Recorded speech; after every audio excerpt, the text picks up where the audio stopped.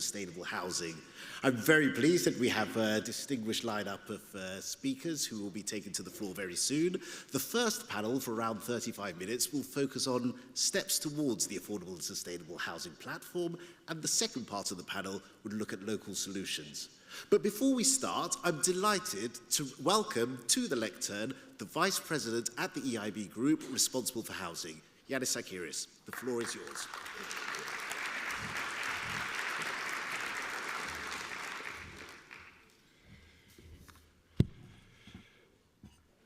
Ladies and gentlemen, esteemed colleagues, distinguished guests, it's both a privilege and an honor to stand before you today as we mark a pivotal moment in our collective journey towards a more sustainable and equitable Europe. Today, we're not just discussing the future of affordable housing, we will try to shape it. With affordable and sustainable housing platform, the European Investment Bank is taking a bold step forward. But we are not doing this alone. The European Commission and national promotional banks are key partners in making this vision a reality. So, what do we bring to the table? As President Calvino mentioned earlier, we're diversifying and expanding our support to the entire housing value chain. Our approach is built in 4 pillars: partnerships, which means working together with the European Commission and national promotional banks to improve access to finance and advice; expanding our reach, focusing on EU countries where the housing crisis is most severe and where systems are less developed; broadening project scope from innovation in construction to real estate development and home ownership; and mobilizing the private sector, where we are expanding our client base to include private for-profit promoters to boost investments. But why does this matter? Because the need is urgent. 2.3 million new housing units are needed every single year in the European Union. But only 1.4 million building permits are issued annually. So you can imagine the incremental increase in the gap. That leaves 900,000 units every year as a gap. Meanwhile, to meet our climate targets, we must renovate 5 million homes annually. So the numbers are huge. The European Investment Bank is stepping up. Our Housing Action Plan will increase financing from 3.5 billion in 2024 to 4.3 billion in 2025 and 6 billion by 2026. Over the next 2 years alone, we will mobilize 10 billion euros in financing. Taken together with private investments, this will unlock at least 35 billion euros for new homes, renovation, and innovative housing solutions. We are not just building more homes, we are building better, energy-efficient, and resilient homes. And we are moving fast. The one-stop-shop portal that we are launching today will make it easier for housing promoters to access finance and expert advice. As Vice President of the European Investment Bank, I'm proud to lead this initiative, and I would like to express my gratitude to President Calvino for entrusting me with such a crucial responsibility. But this is a collective effort. This is about creating a lasting change. This is about building a Europe where housing is a right and not a privilege. Together, we can and we will make affordable and sustainable housing a reality for all.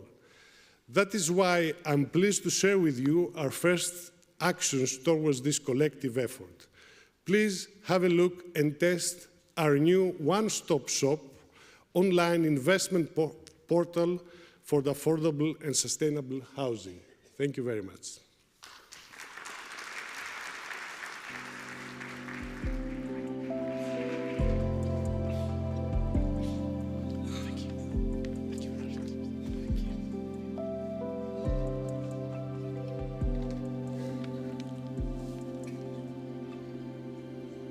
Thank you very much, Vice President. And in the spirit of cooperation and working together, I'd like to invite the first 4 panelists to the stage, please, while we're watching the video of the portal. The first 4 panelists to the stage for the housing main. Thank you.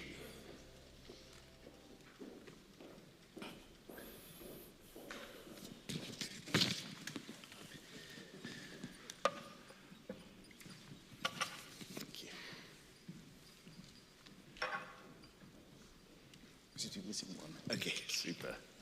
Thank you.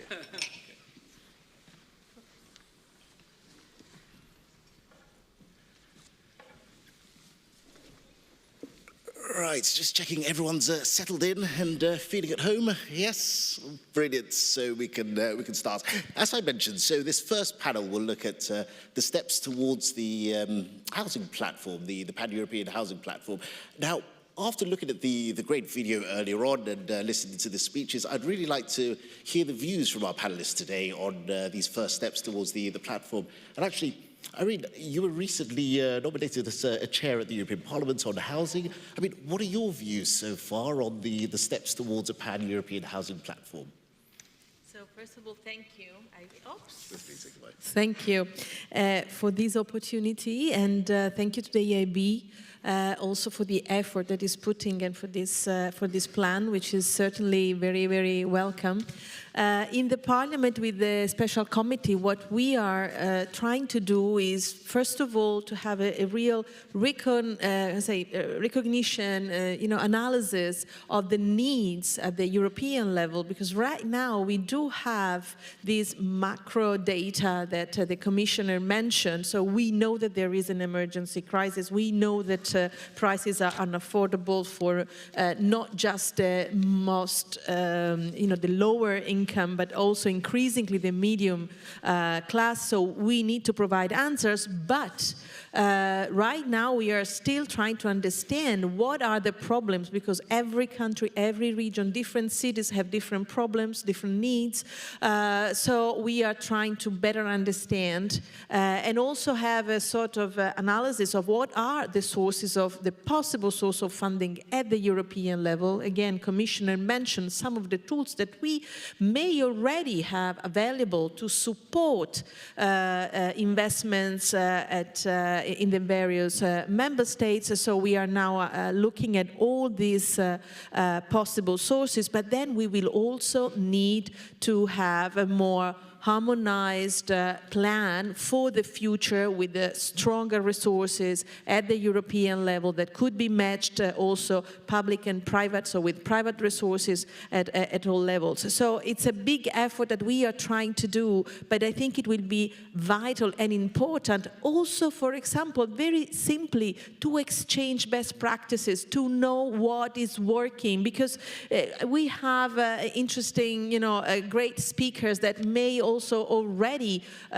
explain interesting experiments that have been done or are being done in different places. We need to learn from each other what has worked, what is not working, what are the problems of this real estate market. And I may go on, because it's true that there is the need of millions of new houses, but it's also true that there are hundreds of thousands of, residential homes that are empty, not used, or used not for residential use, but for touristic use. So we have different markets that right now are insisting on the same infrastructure, on the same number of houses. So I think we also need to understand how this market is working and how we can improve the functioning of the market for the people, also by having a good regulation that help us not only easing the permitting part to build more, but also to make the market more functional to what its primary objective, which is providing homes for people.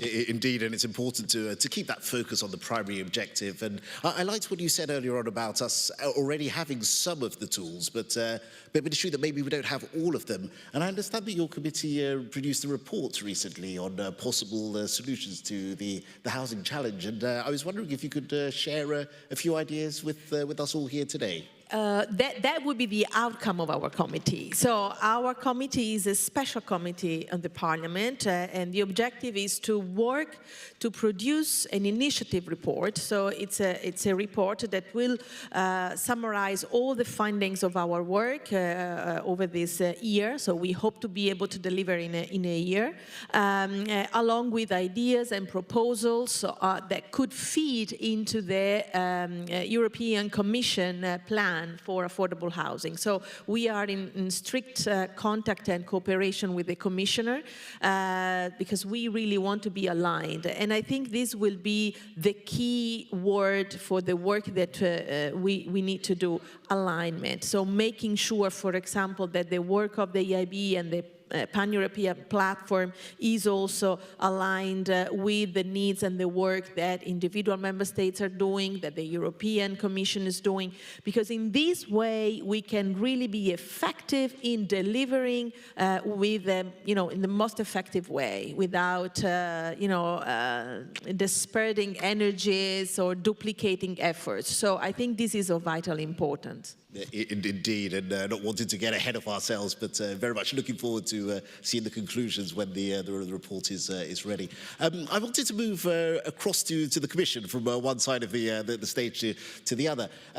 Matthew, you were recently appointed as the, if I get this right, the head of the task force looking at housing at the European Commission. I mean, from what you've heard so far and what you've seen so far, I mean, what are your views on this new pan-European housing platform?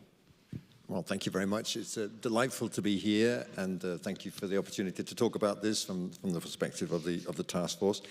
It's a huge challenge, as I think you've heard both President Calvino and Commissioner Jorgensen say in the speech, and I entirely endorse what Dr. Tinagli has just said in terms of the way the European Parliament is addressing it. She used a great word, which is alignment. I think the other word is partnership, which we are really keen to develop. With cities, I'm sitting next to the former Deputy Mayor of Budapest, and also with her new capacity as Chairman of the Committee of the Regions. Cities are a vital vector of expertise and know-how on housing. They're on the front line in many other ways. And so the more, as you've just said, Dr. Tinagli, we can work together with cities, with regions, and of course with member states, because it's member states that hold the primary responsibility and of course, regional and local actors for housing. What we need to do, if you like, at the Commission is find ways to add value. That means working in partnership. Commissioner Jorgensen recently has met with 12 major cities which are really putting their wishes on the table. We want to see this replicated across Europe in the coming year in our coordination exercise. It will be really essential that we do that. I think we've seen some great steps announced here today as we move now towards this pan-European investment platform, because it'll be getting the funding and financing streams right. That'll be a crucial part of our overall story of success. Thank you. Super. And I had a second question for you, and I just wanted to double check there, because it's really about the EU helping cities and regions with enabling conditions, and this is what I wanted to double check, this enabling conditions. I mean, what can we do to improve these enabling conditions for the housing market, and looking at possible solutions? I mean, behind these important but dry concepts of enabling conditions and the supply and demand crunch, as the Commissioner has just said, is people. And that's what we need to get at, to try to find the things that are preventing people having access to the affordable and sustainable and decent housing that they need. But then what we need to do then is look at those areas where we can add that value. I'm sure we're going to hear in a moment about the construction industry, but just so let's take that as an example. How can we develop a strong strategy which reduces building and renovation costs, supports the development of more skilled workers, facilitates access to the single market, boosts the productivity, using digitalization, using innovative building techniques. That fits perfectly with what the EIB is trying to achieve in its innovation work under the Developing Action Plan, and it fits very well with what we're trying to achieve. You heard the Commissioner mention that we're looking at state aid rules, we're looking at cohesion policy funds, we're going to look at housing speculation, and last but not least, we're going to look again at short-term accommodation, the short-term rental issues, which is affecting so many different cities. And of course, the cities. So again, back to partnership. affordable and social, public and private, European, national, regional and local, working together to develop, I hope, a successful menu for the European added value to this crisis. Many thanks, Matthew. And now I move across to the presidents of the Committee of the Regions. I had two questions. One looking at, I understand that you were previously the Vice Mayor of Budapest, yes, if I'm correct. So just go back to Budapest, because I read some quite startling statistics that I think house prices rose by something like over 150%, close to 170% in recent years. I mean, what can the EU do to support cities where house prices are rising substantially? Yes, thank you very much. I'm quite lucky because all the key words were said before. So I will have a chance to speak more freely. So what is the Committee of the Regions? We are a lot of locally elected leaders from all across Europe, from all dimensions. So we have the small towns, we have the islands, we have the mountain areas, we have the capitals, we have all the different experiences, because you all talked about the diversity of the problem, and we all have this problem. Okay, so what is my approach? We've set the target together. This is why we're here. We said in Europe, security is very important, but security has many dimensions, and housing is a social security issue. We want affordable housing for all. Okay, we've set the target, we know where we want to go, we see it on the horizon. But the path, that is not one path, because every single municipality, every single community has different pressures. Many similarities, many patterns are very, very similar, but it will be many, many different paths that these communities will build. A lot of local leaders will build. We are all very motivated in building this road. What do we need? We have the understanding, we have the set of goals. We need a lot of flexibility, a lot of adaptability. We need tools, but these tools should be flexible. Okay. How I visualize what we have to do together with the platform, with the task force. It is like rowing in a boat. You know, the dragon boat. You have rower pairs and a lot of rowers. The key is synchrony, okay? We are not rowing in a lake. Nothing is stable. We are rowing in a very tricky river. Sometimes a lot of water, sometimes not many water. A lot of stones all around. If we don't watch each other, if we don't listen, if we don't feel one another, what's happening on the European level, national level, local level, what's happening with the business, what is happening in the institutions. So what we will have to do in this boat, that we have to be very sensitive to the signals, because everything is changing around us. We see thermodynamics in action, like pulling all complex systems from order to disorder. This is what's happening. A lot of things shaking the system. We need stability. We will take this role as cities and regions to be a sort of stabilizers in Europe. This is why we talk a lot about cohesion policy, because yes, we understand the need of stabilizing the borders, but we have to be very strong stabilizers from the inside too. So this is how I envision it. Okay, thank you very much. And this idea of stabilization, of course, without the stabilization, it'll be very difficult to build something cohesive. And coming back to the Committee of the Regions and a contribution to the platform itself, I mean, are there any concrete actions or any concrete measures or anything you're looking at in particular to contribute to the platform as well? Oh, absolutely. We are highly motivated as an institution and everybody who is here, because they are local leaders, mayors, presidents of regions. We have with us the mayor of Barcelona, who is working on a written contribution, because we know administration is a written thing. So we are preparing all our experiences, recommendation, the tools we have, what we can provide the table and what we need. But really what we offer a lot of different realities, from the small towns to the big capitals, from the islands to the mountains. But also we need this interactive, this synchrony, this very sensitive signaling mechanism, because the things will be very different in 1 year, 2 years, 5 years. We have to understand there are a lot of bottlenecks. You know, we cities always have plans, and then life comes and change everything. We have member states in the Eurozone, out of Eurozone, interest rates problems, a lot of bottlenecks in supply chain disruption, all the tariffs bringing a lot of new bottlenecks. So we have to always adapt and readapt, be flexible with the definitions, be flexible in how we work, in understanding, to have synchrony.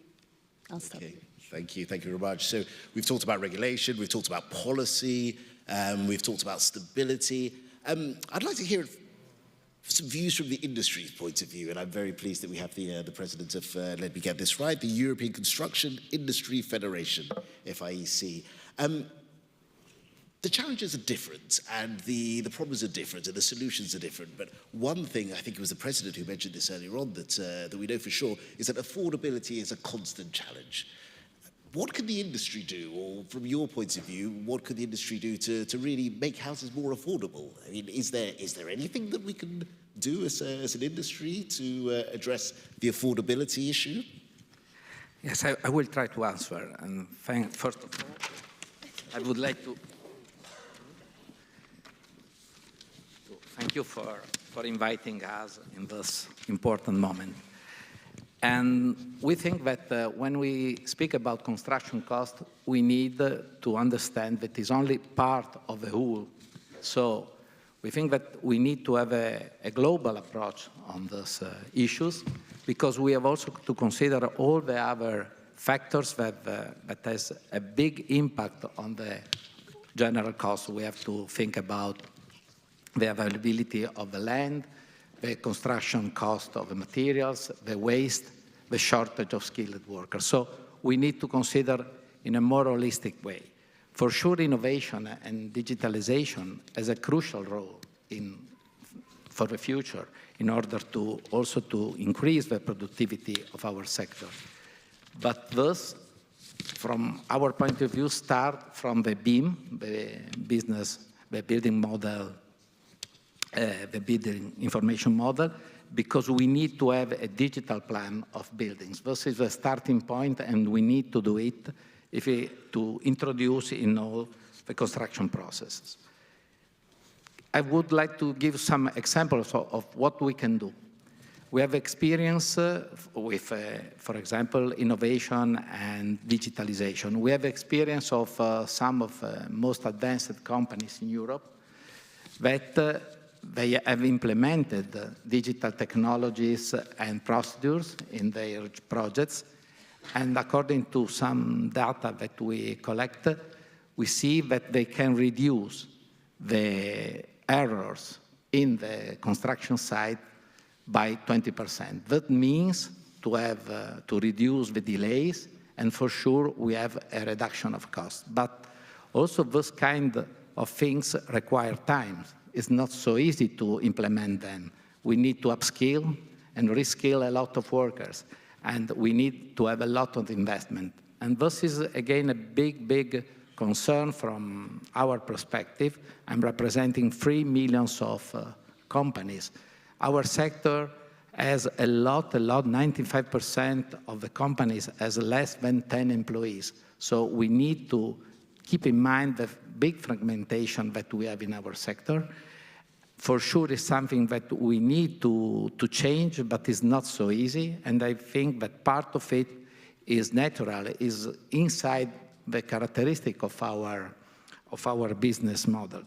Scalability is not so easy because, as was said also before, previously, we have a local market with local challenges, local habits. It's not so easy to export one solution in different other ways. Another concrete example of what we can do regarding industrialization is the off-site technologies.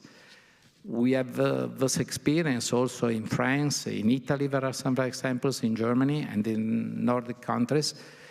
And according to what we can understand, if we will be able to scale up from tens to thousands, let's say, projects, it's possible to save costs, to reduce costs for 30%. But again, I repeat, also the side of technologies is one solution, is not the only one solution. We need to be very flexible to understand that we need to have a bouquet, let's say, of different solutions for the different needs of the different parts.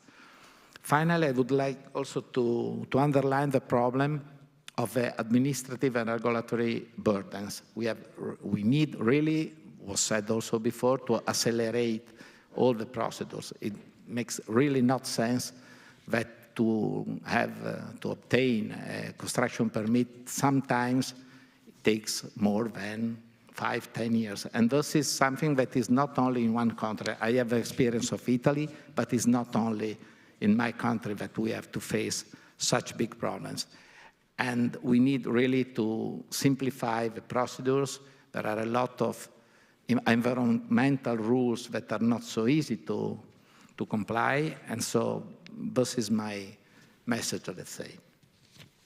Thank you. Thank you very much. And you've already touched a little bit on innovation, which was going to be my second question, actually. I think in terms of affordability, it's true that innovation helps to reduce costs as well.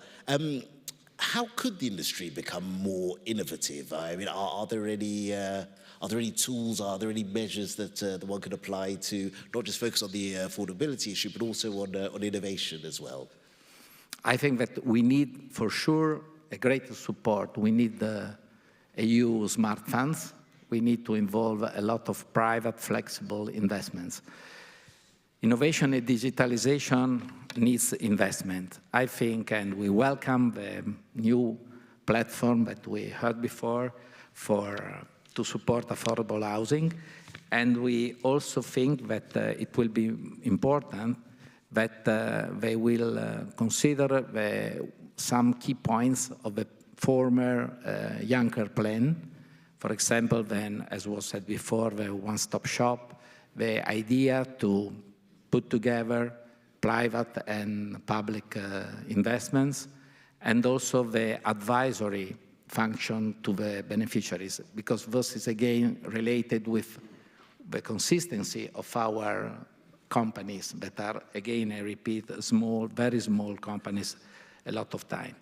And we also hope that beyond this platform, they will get some inspiration from what the recovery and resilience facilities has done in the past, because from our perspective, the idea to provide investment based on targeted reform was a very good thing. It worked very well. I have experience in Italy where the municipalities and the local authorities in general were able to more than double the investment in 3 years. So it's something that with the right instrument is possible to do. This is the good news. The problem is that we need a lot of investment are required. Previously was said that we are speaking about 1 million new houses a year. Maybe it's not the right number, as Irene said before, but in any case, it's a huge amount of houses. And we are happy to hear that the intention to double the financing for the next year from 7 to 15 billion euro. But if you consider that amount, just to give you an idea, we can just fit the gap for the needs of Luxembourg in terms of housing. So it's clear that we need to involve in a different way the private capital. And in this, it's very important to consider a level playing field between the public funds to have for the social housing and the private one, because it's not the case everywhere. And again, here, there are a lot of differences around Europe, because there are countries in which the housing is a closed system, only reserved to the private. in other countries it's not the case. So again, it's very difficult to have a common starting point, and I think that what was mentioned before, that is very important to use this year to understand, to better understand the local and the differences, because otherwise we will face a lot of very difficult issues, in my opinion. Okay, so, super. I was going to mention that I'll open the floor for questions, but after the second panel, and during the second panel we'll be talking about more local solutions. So before we leave, because I see we still have a few more minutes, I was going to ask the same question to all of the panelists, and you can all respond in a random order. But we've talked about here and now, and actually looking at the time, I think 6 minutes ago we officially announced the platform as a step towards the portal as a step towards the platform. What I'd like to hear from you, not about the here and now, but looking forward, what would be signs of success? We launch today, we move towards a platform. What would be success for you in the future for this platform? Want to go first? Okay. I can start. Thank you. A success will be a tool that also works for Budapest, also works for Barcelona, also works for the Canary Islands, also works for villages in the hills, for small towns. This is a success. We have very ambitious goals. We have a lot of needs, not enough money, never enough money. But if our tool is flexible enough, if the definition of social housing is adaptable enough, if the partners are there, if there's synchrony, then we will see success in many places, because this housing crisis is not solved by a few places. This can only be solved, built, the pressure lowered, if it happens in many different places, in many different volumes. Okay, I will make a note of that, and actually I'll let you decide who answers next. But while I'm taking notes, I'd like to hear more responses on success in the future.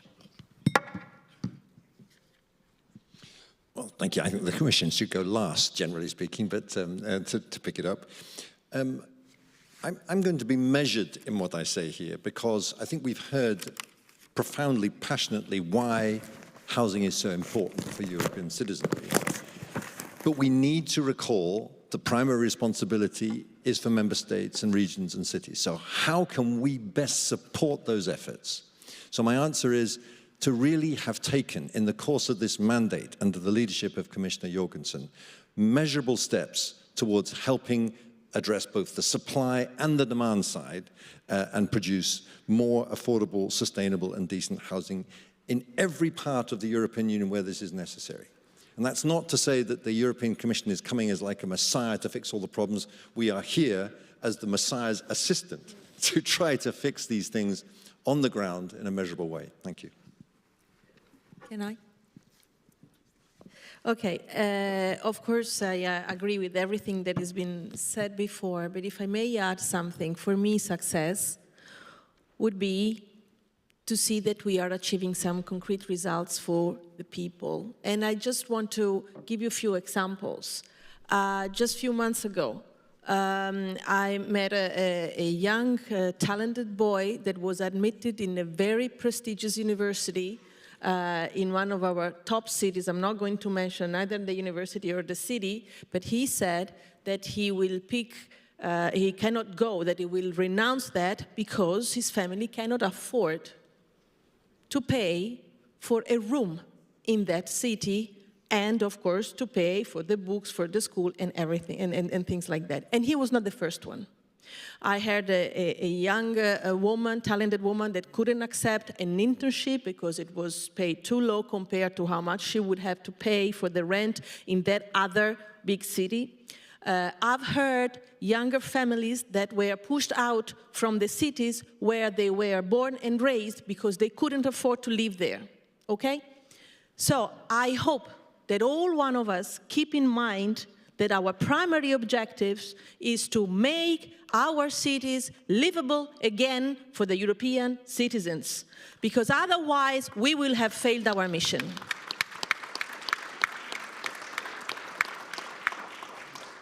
from my perspective, it could be very important if the platform is, through the platform it's possible to do realistic processes to go in that direction. Because I think that we need not to add bureaucracy, we need to have instruments, and I think also it's important if through the platform it will be possible to collect the different experience that we have, because sometimes we have nothing to invent, but we have just to use things that are in place.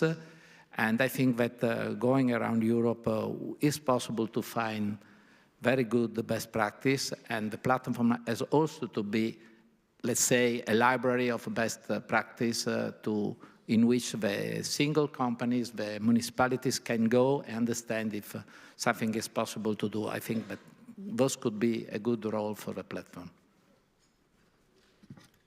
Many thanks. Thank you very much. I've been noting this, and I'll do a quick summary at the end of the event. But I'm very much looking forward to hearing examples from Barcelona, from Zagreb, and from other cities as well. I very much enjoyed this panel discussion. I hope you did too. Thank you very much to esteemed speakers, and please join me in applauding for all. Thank you.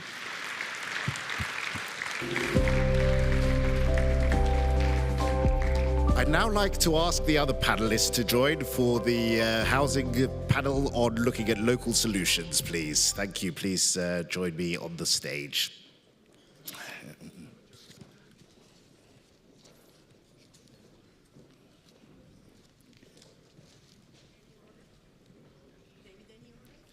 I would say